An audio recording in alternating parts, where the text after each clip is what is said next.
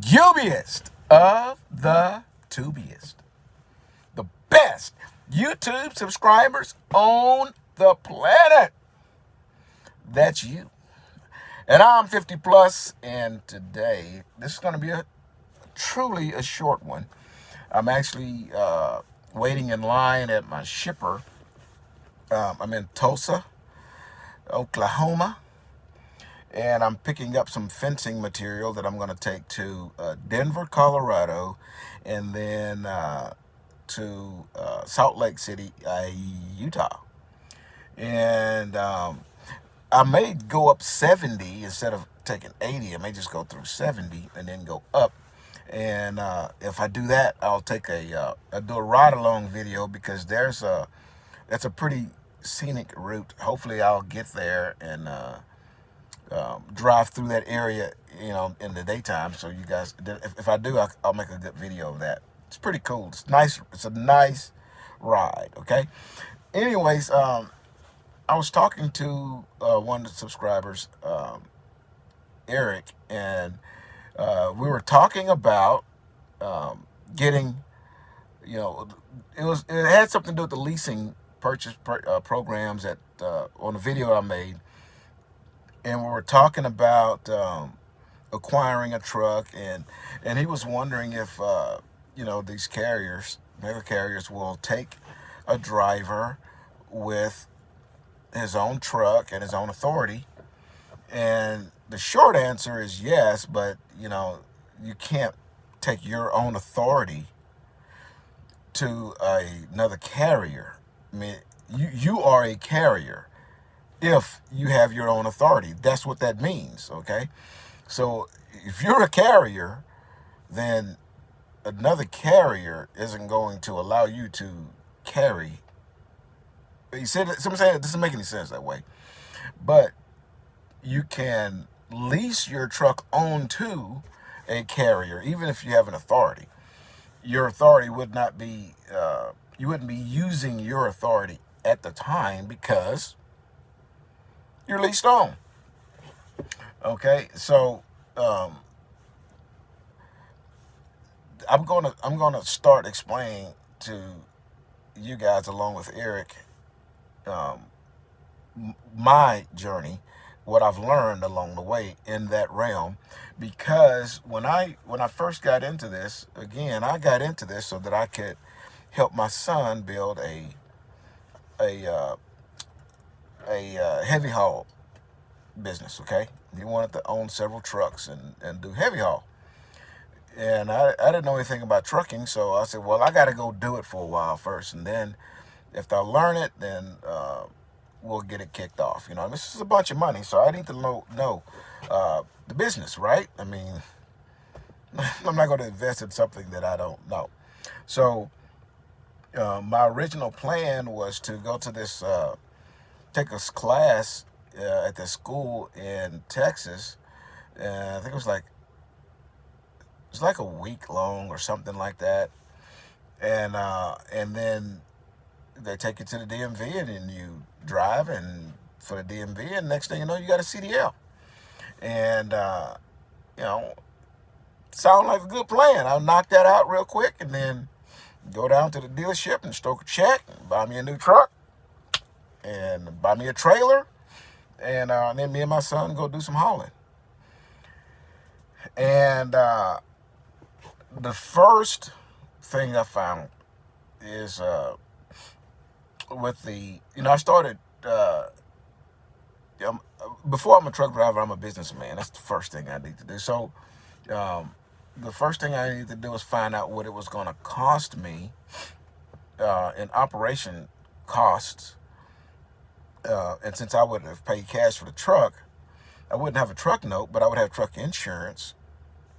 And so I called the insurance, and there's an insurance company that you can get, you can purchase insurance from, and you're actually like a part of a pool of owner operators, and on this policy, which kind of lessens the amount that you would have to pay for insurance. Okay, first off, to get the authority, you're going to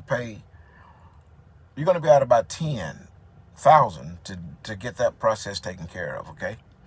Maybe a little bit less, but when you start talking about setting up your business, getting a finance guy, uh, um, accountant involved, and an attorney to help you set it all up properly and protect yourself properly, and then go get the authority.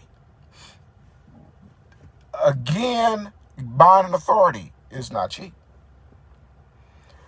My calculations was I would be out almost 20 to get the authority, get the plates, and you just don't go down there and to your local county clerk's office and pay for a license plate, and then you got it and you walk off. There is a period of time that it takes for all that stuff to go through. So there's time involved also, okay? But the biggest part is you're going to be out of some cash. Then you're not even considering operating costs for the first load. You haven't even factored in that it's going to cost you, it might cost you $800-900 in fuel to deliver your first load. So all of these things come into play, okay? So I wouldn't be concerned about the money part. That's not, I get that. It's not a problem.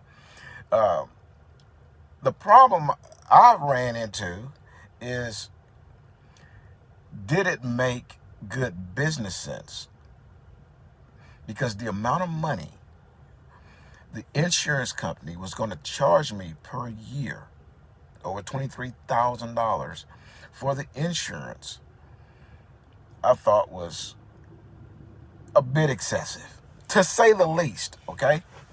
Not only that, because your license is new and your authority is new, getting freight was going to be a huge challenge because nobody wanted to trust you with that. And in order for them to even trust you, let's say the piece of equipment that you're hauling, and I was trying to get into heavy hauling, right? And with no experience, no nothing. They may ask for a additional rider, maybe $5 million on top of your policy. So you have to go purchase a rider for that one load, and that's not excessive when you say $5 million. Because let's say the load is oversized, of course.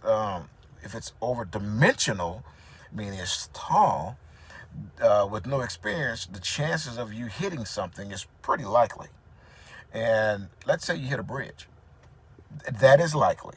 Okay, I'm not talking about things that are a stretch of the imagination. If you think that I'm maybe stretching it, just drive down the road and look at the underpass of a bridge, overpass over the freeway, and see where all of those hits are. You'll be surprised how many bridges you see that's been impacted. You hit one hard enough, it's got to be replaced. How much do you think it costs to replace that? Not only that, what if somebody was traveling on that bridge? What if somebody's traveling behind you and run into the back of your truck because you came to an abrupt stop because you wrecked out under a bridge? These things are not a stretch of the imagination. These things are real. Okay, it can happen. So the cost goes way, way, way up, and the fact that that you don't have the experience makes those policies almost unobtainable. And they make that on purpose because they don't want you doing it with no experience. So let's say you were trying to do something more practical, like a dry van or flatbed freight, that was not overdimensional. The cost that you would, the amount that you would earn on that load is quite a bit less than what it would be if it was oversized.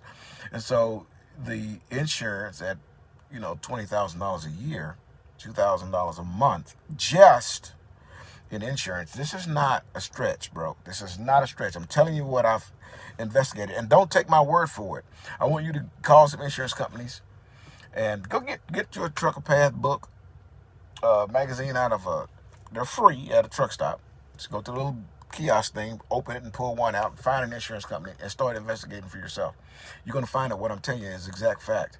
It's almost an impossibility for you to have a brand new CDL Go buy a truck, go buy a trailer, get your own authority, start hauling loads.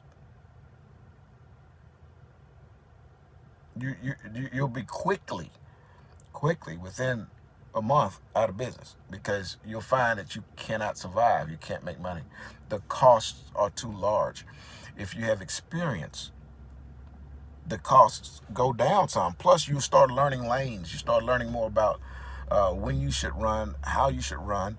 And one of the comments that Eric made was that if you go and lease on with a company truck and that sort of thing, those trucks are governed and all that kind of stuff. You'll find out quickly why they're governed.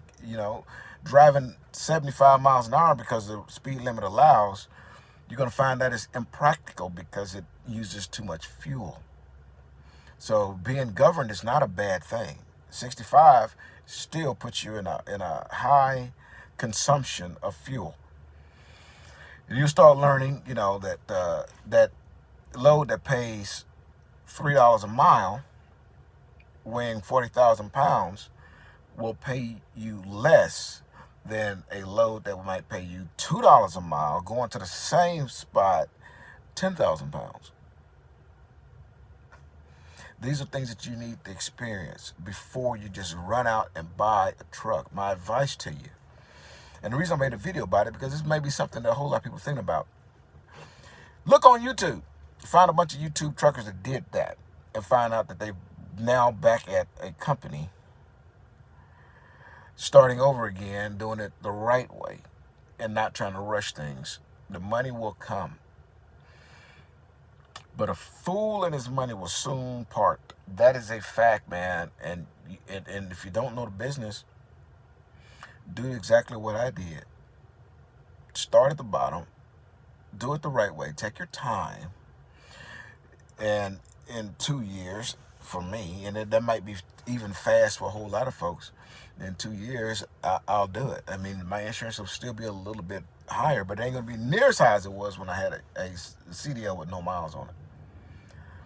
And my situation is a little different than most. I mean, I can cash out some of these large purchases. And I mean, you go buy a truck, a pre-owned truck, and you see them in Trucker Path, that Trucker Magazine, they're like 30, 40,000. You can find something cheaper than that. You'll find that the operating costs are astronomical, because those things are breaking down all the time. Why do you think the other person got rid of it? Okay? So there's a lot to take in consideration. And not let this video go long, my tip to you, my advice to you, is to slow down. Don't worry about trying to get out there right away, grab your own authority, and do all this kind of stuff. Investigate it first. Don't take my word for it, and definitely don't go searching on YouTube, taking other people's advice for it. Find out what the cost is for you to operate before you make that move.